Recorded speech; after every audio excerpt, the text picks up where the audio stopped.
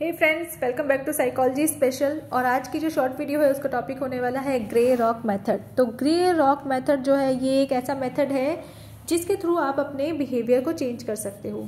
तो इससे पहले मैं आपको ये बताऊं कि ग्रे रॉक मेथड होता क्या है, उससे पहले मैं आपको बताना चाहती हूँ कि मोस्ट ऑफ द टाइम हम लोगों की लाइफ में कुछ ऐसे लोग होते हैं जो बहुत ज़्यादा एब्यूजिव होते हैं, बहुत ज़्यादा टॉक्सिक होते हैं।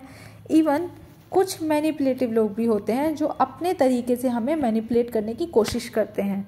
तो इस तरह के जो टॉक्सिक लोग होते हैं इनसे डील करने के लिए हमें ग्रे रॉक मेथड यूज़ करने की ज़रूरत पड़ जाती है।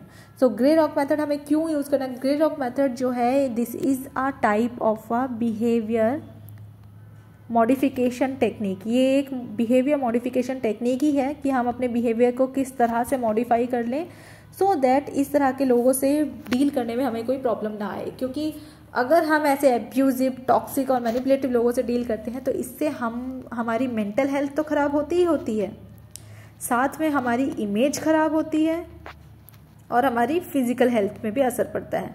तो ये सारी चीज़ें हमारे साथ ना हो, इसके लिए ज़रूरी है कि आज हम जान लेते हैं कि ग्रे रॉक मेथड होता क्या है और इसे कैसे यूज़ किया जाता है। तो ग्रे रॉक मेथड जो होता है उसकी हमारे पास कुछ टेक्निक्स होती हैं जो कि अगर हम फॉलो कर लें तो मे बी शायद हमें ज़रूरत भी ना पड़े ऐसे लोगों से डील करने की, क्योंकि ये टेक्निक्स हमें अपनी आदत में लाना बहुत ज़्यादा इम्पॉर्टेंट होता है।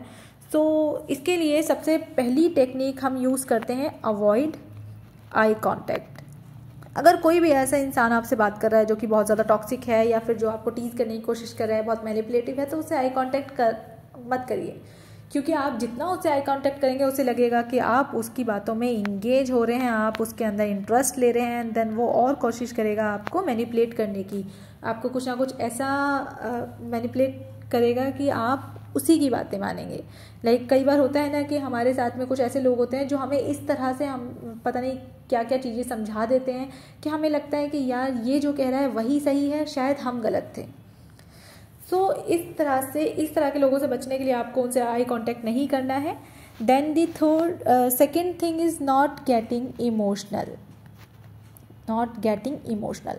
आपकी लाइफ में भी कुछ वर्क प्लेस पे, घर पे या फ्रेंड सर्कल में कुछ ऐसे लोग ज़रूर होते हैं जो कि बहुत ज़्यादा ट्रॉमेटिक होते हैं।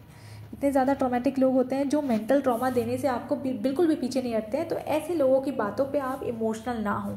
अब इमोशनल होने का मतलब ये नहीं है कि मैं आपको सैड होने के लिए मना कर रही हूँ। इमोशनल होने का मतलब है हमारा जो सबसे बेस्ट इमोशन इस टाइम पे आता है ना, वो होता है एंगर, और एंगर को ही हमें मैनेज करना होता है। तो एंगर मैनेजमेंट टेक्निक जो होती है ना, that is very important in this case. क्योंकि अगर इन लोगों की बातों पे हम गुस्सा करना शुरू कर देंगे तो हम इन्हीं की बातों में फंसे रह जाएंगे और अपना पूरा का पूरा टाइम वेस्ट कर देंगे। तो हमारा जो टाइम होता है ना, जो आपका टाइम है, वो बहुत ज़्यादा प्रीशियस है। तो प्लीज़ ऐसे लोगों की बातों में या ऐसे लोगों पर अपना टाइम ना वेस्ट करें, अपने इमोशंस ऐसे लोगों पे ना वेस्ट करें, अपने इमोशंस को कंट्रोल करके रखें।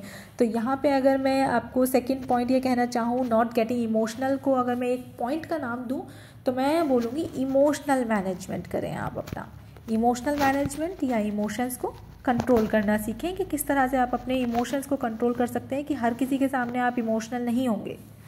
Then the third point can be nodding your head or we can say using gestures।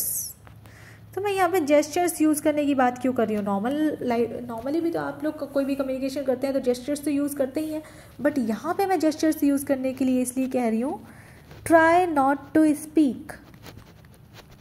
This is the particular thing that I want to say, try not to speak. आप लोग कुछ बोलने की कोशिश ना करें, क्योंकि जब भी आप बोलोगे, अगर आप गुस्से में हो, क्योंकि कोई ना कोई आपको ट्रिगर कर रहा है, कोई बहुत ही एब्यूजिव बातें बोल रहा है, आपको ट्रिगर कर रहा है, आप बोलोगे तो कुछ ना कुछ ऐसा ही बोलोगे जिस पर आपको बाद में फ्यूचर में रिग्रेट होने वाला है। तो फ्यूचर में रिग्रेट ना करके हम अभी थोड़ा सा सोच लें और ना ही कुछ बोलें, so it is better. Then fourth thing अगर मैं आपसे बोलूँ, नॉट रिएक्टिंग। चीज़ पे रिएक्ट मत करो। मैंने अपने लास्ट वीडियो में आपको बताया था रिएक्ट और रिस्पॉन्ड करने में क्या डिफरेंस होता है। अगर आपको नहीं पता है तो आप वो वीडियो जाके देख सकते हैं, बहुत ही शॉर्ट वीडियो है, आपको पता चल जाएगा रिएक्ट करने में और रिस्पॉन्ड करने में क्या फ़र्क है। तो यहाँ पे आपको रिएक्ट नहीं करना है, रिएक्ट किसी भी टाइप का नहीं करना है, आपको कुछ बोलना नहीं है, स्पीक नहीं करना है, आपको कोई एक्शन नहीं लेना है, क्योंकि गुस्से में आप जो भी एक्शन लेंगे वो गलत ही होगा। तो आपको रिएक्ट नहीं करना है, इसकी बजाय आप क्या कर सकते हैं, रिस्पॉन्ड कर सकते हैं। अब आपको रिस्पॉन्ड कैसे करना है इन अ हेल्दी वे, उसके लिए आप मेरी लास्ट वीडियो देख सकते हैं, जिसमें मैंने आपको बताया कि रिएक्ट और रिस्पॉन्ड करने में क्या डिफरेंस होता है। नेक्स्ट चीज़ आप क्या कर सकते हैं, मेंटेन डिस्टेंस। एक डिस्टेंस मेंटेन करके रख सकते हैं। डिस्टेंस मेंटेन करने का यहाँ पे मतलब होता है कि आप सोशल डिस्टेंसिंग कर सकते हैं।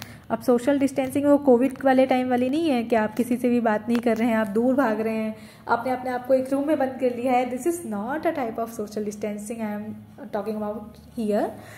यहाँ पे डिस्टेंस मेंटेन करने का मतलब है कि जहाँ पे भी कोई टॉक्सिक बातें हो रही हैं, कोई भी किसी तरह की गॉसिप्स अगर की जा रही हैं, चाहे वो आपके लिए हो रही हैं, चाहे वो किसी और के लिए हो रही है, तो ऐसी जगह को आप छोड़ दें, लीव दी रूम।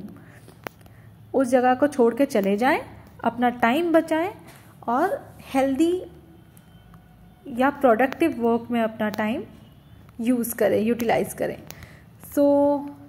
बेस्ट होता है कि ऐसी जगह को छोड़ के चले जाना, क्योंकि जब भी काफ़ी सारे लोग मिलके या फिर कुछ टॉक्सिक लोग मिलके आपके बारे में कुछ बात कर रहे हो या बहुत ज़्यादा गॉसिप कर रहे हो, चाहे आपके बारे में हो किसी और के बारे में भी होती है, अगर नेगेटिविटी वो लोग फैला रहे हैं तो उसका हिस्सा आप ना ही बने तो इट्स बेटर।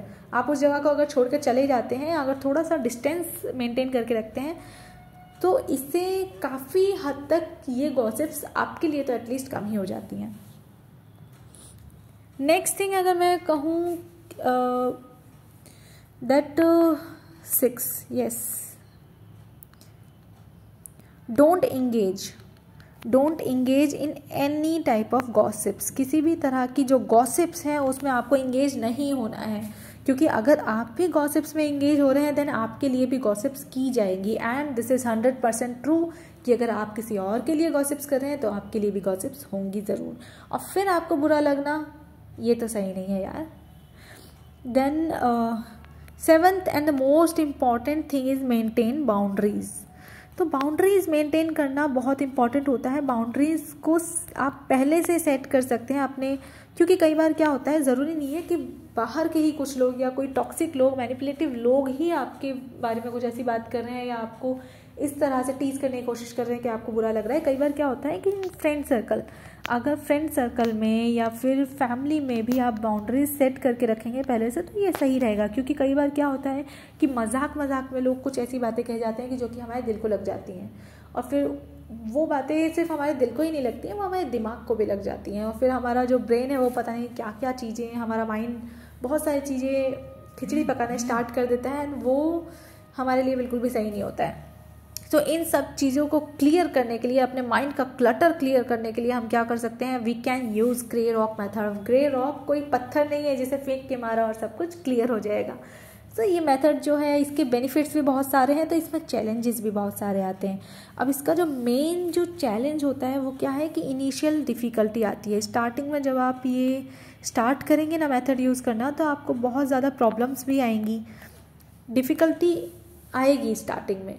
कोई भी आप नई चीज़ यूज़ करते हैं डिफ़िकल्टी आती है, बट जैसे जैसे आप इसके यूज़ टू होते जाएंगे आपको ये चीज़ें अच्छी लगने लगेंगी, एंड देन आप इसे अपने बिहेवियर में इंक्लूड कर लेंगे, तो मे भी आपको कोई प्रॉब्लम भी ना हो इन फ्यूचर। देन कभी कभी इमोशनल ट्रिगर्स भी होते हैं। अब इमोशंस को पूरी तरह से दबाने के लिए तो मैं नहीं बोल रही हूँ, बट फिर भी वो इमोशनल ट्रिगर्स होते हैं जिसकी वजह से कभी कभी मुश्किल हो जाता है आपको ये ग्रे रॉक मेथड यूज़ करना। So this is all about grey rock method, और मुझे लगता है कि आज के बाद से आप अपनी लाइफ में इसे यूज़ करना स्टार्ट कर देंगे। आई होप कि आप लोग यूज़ करें इसे और ये आपके लिए बहुत ही अच्छा साबित हो।